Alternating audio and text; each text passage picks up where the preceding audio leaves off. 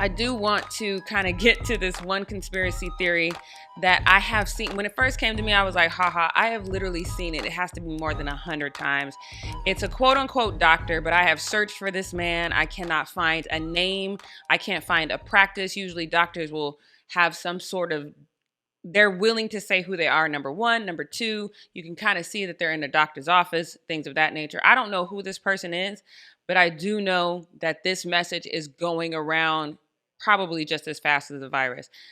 This is one of the things he said. And I remember my wife telling me, there's actually a patent on the coronavirus. And I'm like, that figures, because the drug companies, I wouldn't put it past them. But then I looked a little further, and there is a patent on it.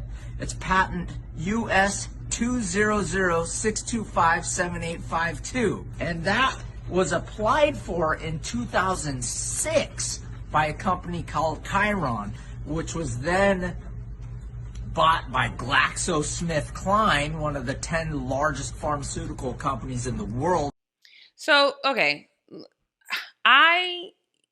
first of all, half of the things that we put in our body are designed by pharmaceutical companies to make them money. If you don't believe me, the next time you see a commercial for any type of drug, just listen to all the side effects that causes. Because once your doctor prescribes that medication for you, he's got to prescribe another medication for you to fight those side effects, and whatever side effects that medication. That's why you see older people, sometimes they got these little suitcases of pills that they're taking, because it's a perpetual cycle. So again, this is one of those things that are not outside the realm of possibility, but his points are off. And I feel like you need to do a little bit more research.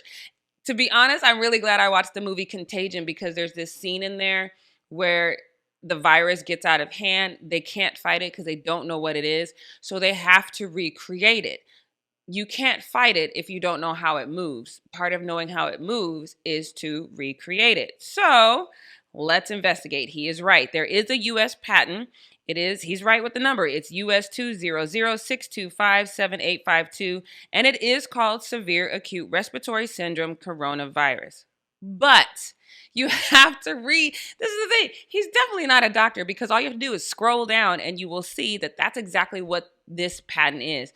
It's an outbreak of a viral respiratory virus known as severe acute respiratory syndrome, aka SARS, was identified in Hong Kong, China, and growing in a number of countries around the world in 2003. The invention of this virus relates to the acids and proteins from the SARS coronavirus.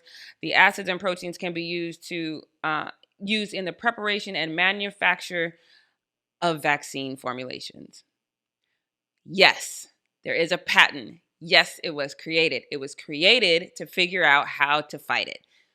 So he's disseminating the wrong information, and that's irresponsible. That is not something that a doctor would do. Let's go further. What else you got to say, Doc?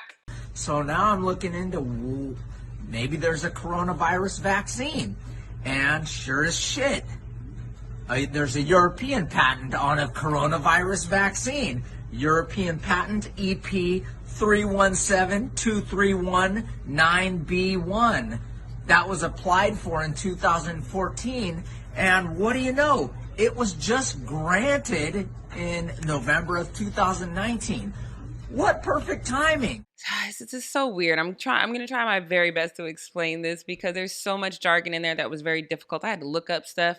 But it is a coronavirus vaccine.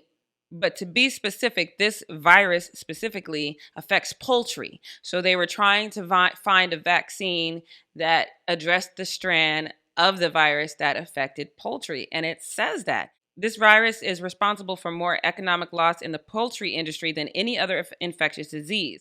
So this is what I'm saying, people. This to me, in the situation that we are in as a world and as a country, these kind of rumors, they incite panic and they incite fear. And in my experience, fear is worse than the actual thing. It just is, because it makes you act irrationally. It makes you do stupid things. It makes you fear or even hate your fellow man. So all I'm saying is take in all the information, but don't take it at face value. Do some research. Google is your friend. So that's all I'm saying. I said all that to say this too. I'm not saying it's not a government ploy. I'm not saying that it's not a big plan by the pharmaceutical company. It could be. Their plan will drastically fail if we stop being stupid.